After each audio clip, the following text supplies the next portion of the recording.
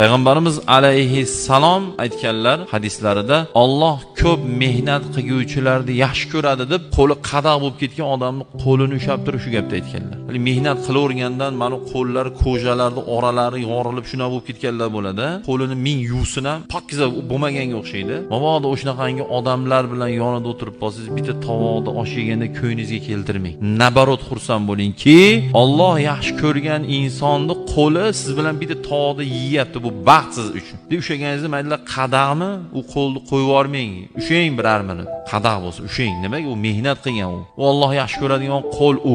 Mehnati bilan u topgan pulini arag'iga, bir yomon ishiga ishlatmayotgan bo'lsa bo'ldi. Alloh yaxshi ko'radi. Alloh yaxshi ko'rishi uchun men ko'p aytaman sizlarga. Domla, qora aka, hoji aka bo'lish shart emas. Alloh yaxshi ko'radigan inson bo'lish uchun yaxshi odam bo'ling, bo'ldi, tamom. Siz kimsiz? Ijtimoiy kelib chiqsangiz nima? Uyingizda sharoitingiz nima?